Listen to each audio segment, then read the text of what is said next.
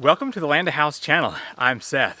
This is my micro hydro system, which typically runs between 100 and 500 watts, depending on the amount of water I have.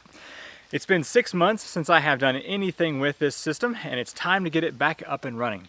Now, because it's been so long, I have no idea what we're about to get into. We might find trees down, or a washed out intake, or bees in the system. I don't know. Let's go ahead and go up to the source and see what things look like up there, and we'll work our way down all the way to the power system in the house. All right, so let's go ahead and four-wheeler ride up the mountain and see, oh, the gnat in my eye. Anyway, let's go up here and see what the source is doing. I have 1,100 feet of 2-inch black poly pipe, and that's dropping a total distance of 150 feet. To give me somewhere around 62 or so PSI on my system. And I've got a flow rate of typically between 15 and 30 gallons per minute, which can supply up to about 400 watts in my system. Now that might not seem like much, but I mostly designed this system to showcase the potential of what a micro hydro system can do. Here's a little bridge I built, and that will keep the pipe from falling down into that gap right there. I think we got plenty of water to run this today. That's good. We've reached the highest spot that the four-wheeler can go to. Wanted to show you here, my creek is in 2 different sections. There's probably about, I don't know, 15 or 20 gallons a minute flowing right down there. And then if you go over to this side, there's typically about the same flowing on this side over here. Just wanted to see what we got. That's about the same. Yeah, so I would say we're working with between 25 and 30 gallons per minute for the hydro system today. My 2-inch poly pipe came in 100-foot rolls, and you can see how I have attached these here. I've got a barb fitting in there with several hose clamps holding this down, and then I've got some unistrut or fence posts on that to further lock down this from pulling apart. It's not quite as bad up here towards the top, but down at the bottom when it has that 60 PSI in there, it's important to keep those fittings from blowing out. Now, poly pipe is known for shrinking and expanding in the different temperature ranges. And so when we get up here, we may find that the black poly pipe has pulled out from the barrel, and we are gonna have to put that back in. So I brought a few tools. We'll see what we need up here whenever we get to the top. I've made it up to this 55-gallon barrel. This does 2 things. First, it separates the silt out of the water so that the silt doesn't go down the penstock and hit my turbine blades. The other thing is it separates the air. So as water flows in the top, it makes air bubbles, and those will have this much space right here to rise up out and not go down my penstock. So 2 important things. Now, people are always concerned when they see my barrel here versus where my source intake is. I'm losing about 2 or 3 feet right here, which is less than 10 watts. So if you're concerned about having one of these here, just put it pretty close to the top and don't worry about it. Now, you'll notice that it has separated over the winter time. So I have to pull this pipe back up the hill about 6 or 8 inches and attach this right down here. You can see how steep this hill is and where this pipe is connected. So I have a little stand built to keep it up off the ground so that it will match up with the barrel. And so what I need to do is pull on this to hopefully get it up another 6 or so inches and attach this Fernco fitting to this ball valve right here. And that will allow me to get the water in there. Then I have a clean out down here, which I will reinstall this cap on, and we will have the water fill back up in this barrel.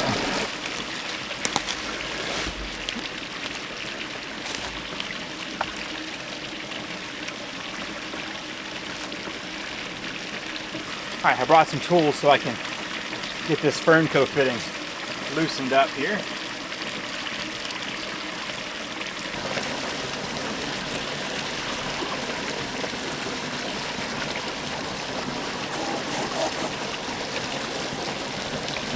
There we go. Like I was saying earlier, the pressure up here at the top is very little, and so I shouldn't have to worry much about that causing any issues. Just tighten this Fernco down. should be good. Now, for the sake of seeing this thing overflow, I'm going to try to close this ball valve here. Oh, wrong way. It's always the wrong way. All right, there we go. I'm going to close up this 3-inch pipe with the cap here.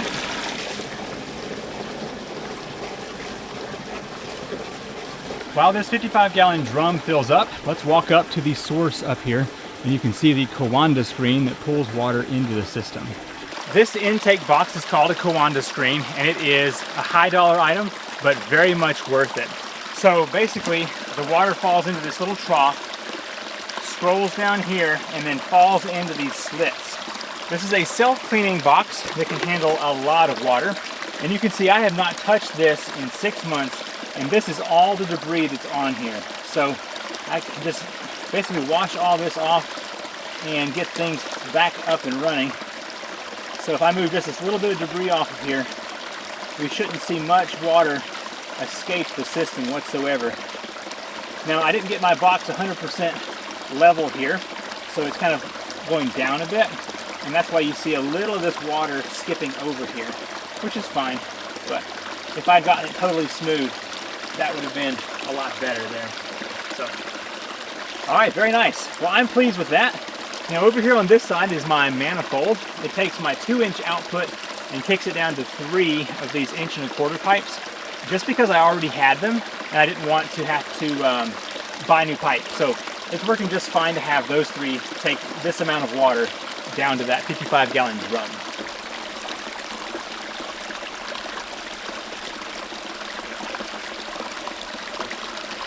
The 55-gallon drum has plenty of time to overflow, as you can see here. Now, if you watch this right here, you can actually see the bubbles come up that I was referring to earlier in this system. So that's what's important, to have bubble out of here instead of going down and causing interference later in the system. As soon as I open this, a rush of water is going to go down towards the turbine, and then it will slow down because the pipe is not full. So let's go ahead and open this, and we'll make our way back down to the turbine and get that up and running.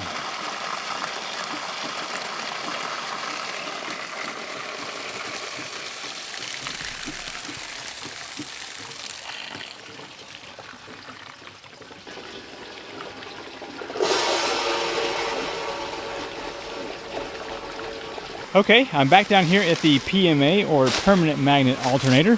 Let's see what issues we have going on. First of all, I need to reconnect my exit pipe right there to take the water back over to the creek.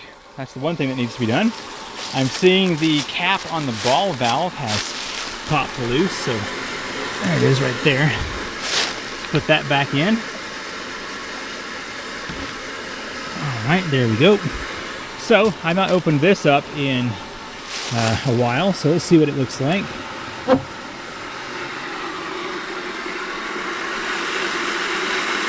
Well, no bees or insects in there, so that's a good thing.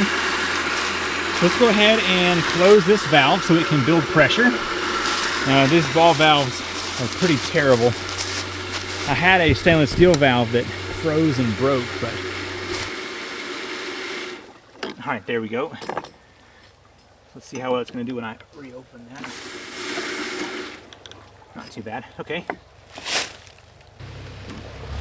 I was just trying to spin the PMA, and it's kind of, I guess, rusted, but maybe it'll pop back up there pretty quick. Yeah, there we go. Not too bad. Good. I think that'll work. Now it just needs a jet of water to hit it to get that thing going again. Cool. All right, so I do have a pressure gauge over here, and I can see pressure is already beginning to rise up in here. We've got somewhere around, well, it looks like 10 psi already in this line, so it's going to take a little while for that to do its thing. Let's move over here real quick and get this exit pipe back together. This is simply a 3-inch pipe that I use to take the water back to the creek.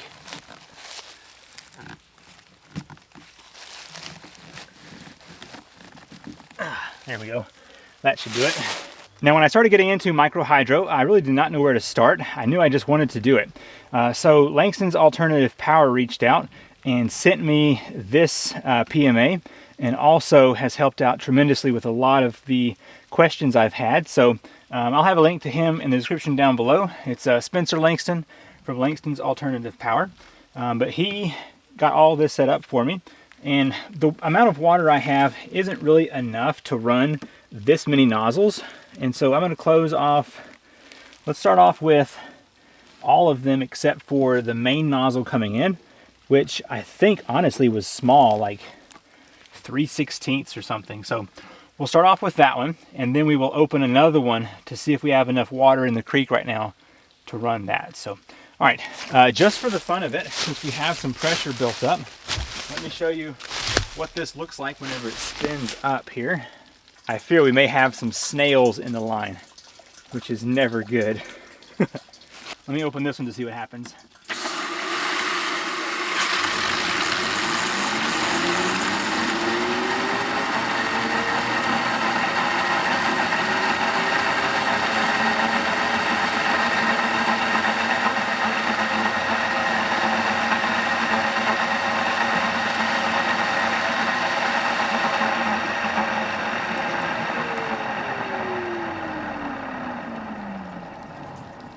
Yeah, so there's definitely something blocking the line right here. Let me see if I can get that open, and we will poke in there and see if it's maybe like a snail shell or something.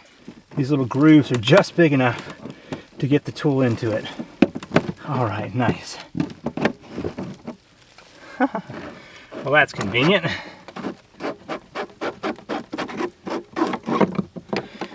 Nozzle going straight into this side over here probably has one of those little snail shells in it, and so if I can tip this up, I might be able to get it cleaned out here. You can see what the Pelton wheel looks like with those little scoops or cups in there. All right, let me open up this one nozzle here, hopefully. Not tight enough. And we'll see what's in this one.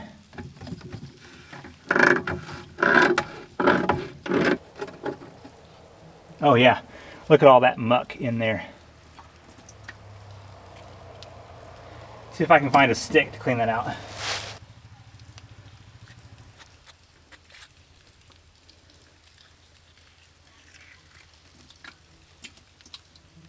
Okay, I got that muck cleaned out of there. Let's turn this back up and put it where it's supposed to be. And we'll see if that single nozzle will now run this. Now, I was trying to use some kind of inner tube or something to keep the water from splashing up out of this box. Somebody else that I saw used like a Rubbermaid tote that they cut the bottom out of, or at least just put some holes in it, and it worked out really good. So if this doesn't work out here in the future, then I may try other things like that.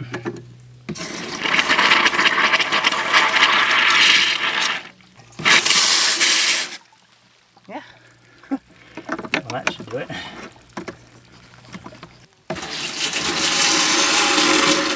Oh yeah, leaking pretty good.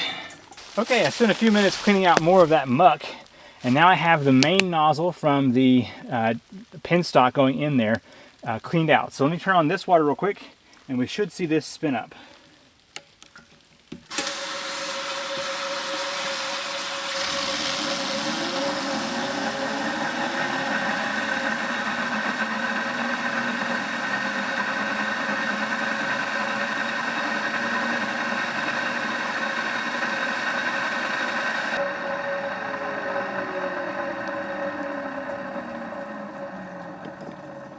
It's a little crunchy, but hopefully it's still producing power. All right, let's go up and see the electronic side of things. And while we're doing that, this pressure will have time to build up. Here are all of my electronics. Now you can ignore the AGM batteries down here. There are 8 of those. I have now got an EFG lithium iron phosphate battery under the house to keep it warm. And that's what's coming out from right here. So there's my battery breaker, which goes up to a couple of these bus bars. And so I've got switches here I can turn off my solar, my hydro, or my grid tie inverters. So I've got, let's see, solar and hydro have their own breakers over here. And then I've got two Midnight Classic charge controllers to handle that input and basically charge up the battery. That goes to grid tie inverters or this off-grid inverter up here, which is a 6,000 watt. Now on my Midnight Classic 200, I accidentally sent 450 volts through it, so I may have to send that in to see if they can't repair it. So currently solar is going into the hydro unit. We can disconnect the solar real quick and test out the hydro from outside. So let's see, the hydro is coming up from down here and goes into the breaker. I just removed the solar from this Midnight Classic and put the hydro from right here on up into the box. So now we're ready to go turn the micro hydro on and see what kind of watts we have on that single nozzle. I think it's going to be somewhere around 100 watts, but I honestly can't remember. All right, let's see what our pressure is up to now. We've got about 52 or 3 psi, so it's not 100%, but it's going to be good enough for us to get some power out of this. So let me go ahead and turn this on. I don't know if I can do it one-handed or not. Let's see. Definitely don't want to break that handle.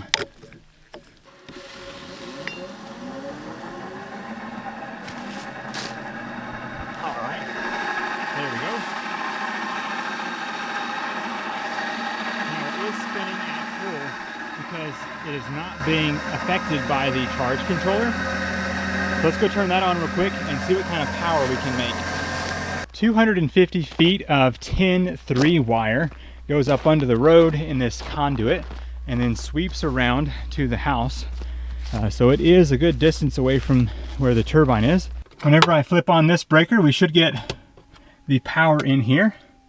Jumped up to about 160 volts. This is a classic 250, so it will be able to handle that. Now it's going to adjust the volts and amps for a little while until it finds the best place for this to rest at.